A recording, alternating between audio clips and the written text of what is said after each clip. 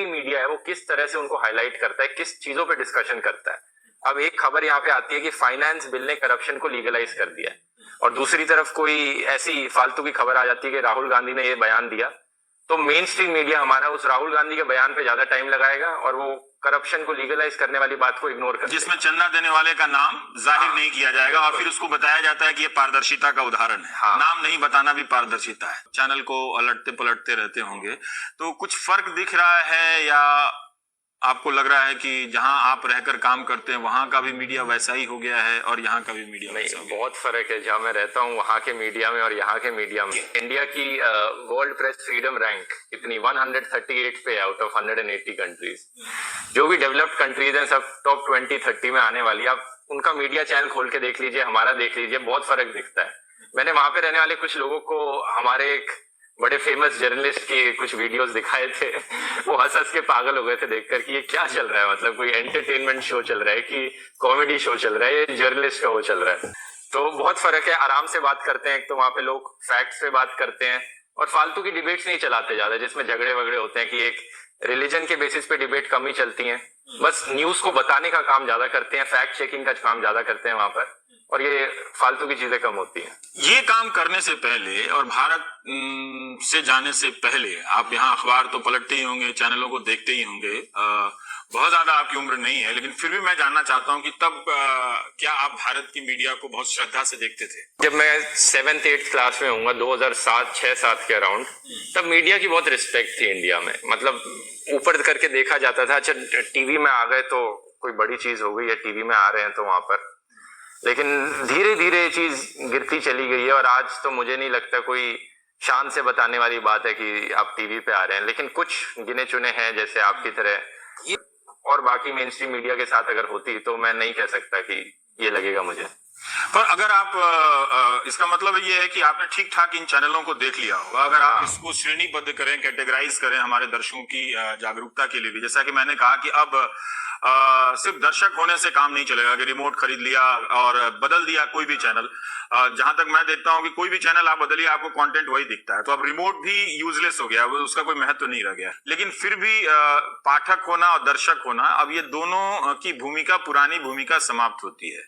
हम लोगों की भी एक भूमिका बदल रही है कि बहुत सारे संदर्भों को लेकर बात करना पड़ता है, तब जाके एक तस्वीर सेकेंडरी और तीसरे प्रकार के सोर्सेस से। लेकिन फिर भी क्या ज्यादा बुराइयां आपको भारत के टेलीविजन में आपको नजर आई कि ये नहीं होना चाहिए था? एक आपने दर्शकों की बात करी कि एक चीज तो है कि अब वक्त बदल गया है। एक समय होता था कि आपको न्यूज देखनी होती थी, आप टीवी खोलकर चैनल ऑन करते थे, जो न्यूज दिखा रही है वो आप देख लेते थे। लेकिन अब ये टाइम नहीं रहा है, क्योंकि अब इतने तरह से एक न्यूज को दिखाया जाता है। एक हमारा राइट विंग पर्सपेक्टिव हो गया, एक लेफ्ट विंग पर्सपेक्टिव हो गया, तो अब दर्शकों को दोनों तरफ देखने ज्यादा जरूरी हो गए हैं, दोनों पहलू एक खबर के वहां पर।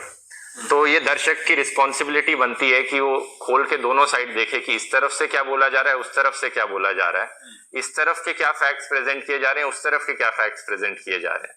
ये पहले करने की जरूरत नहीं पड़ती थी, तो डेफिनेटली अब ये करना चाहिए लोगों को। रिलीजियस धार्मिक मुद्दों पर जो डिबेट होते हैं वहां भी हमने पढ़ा है कि जैसे अमेरिका में देखिए तो एक तरह की एक वाइट सुप्रीमेसी की बात आ रही है, रंगभेद एक नए तरीके से उभर रहा है।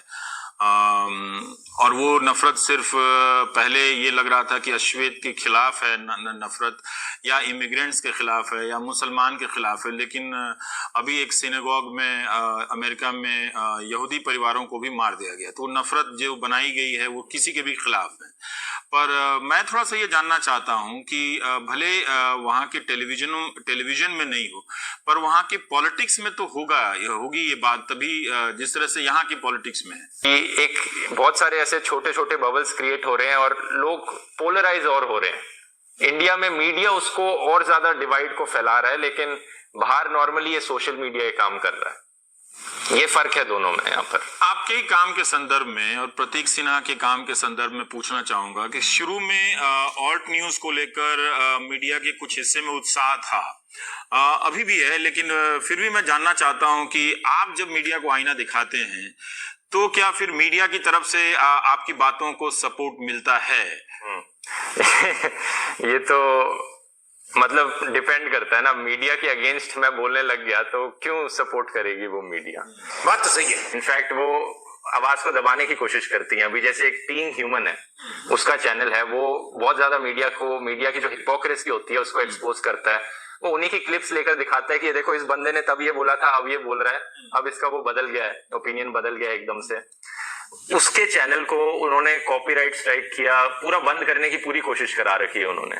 अरे बाप रे, ये तो धोती खोल रहा है।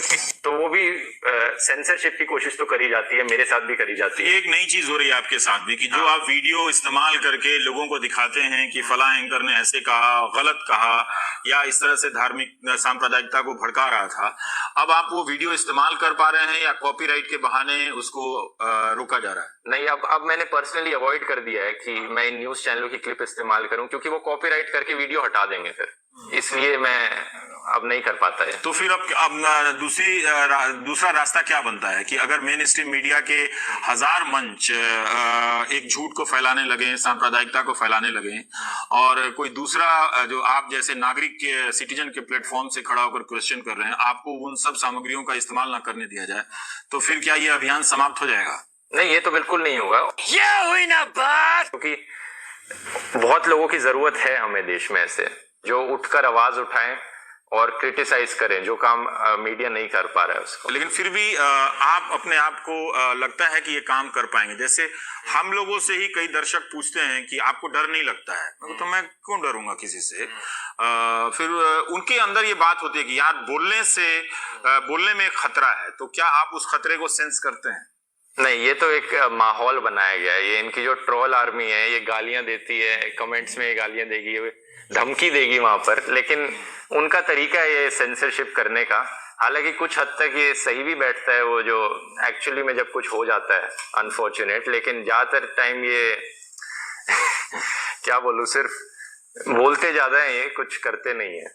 क्या बढ़िया था गुरु।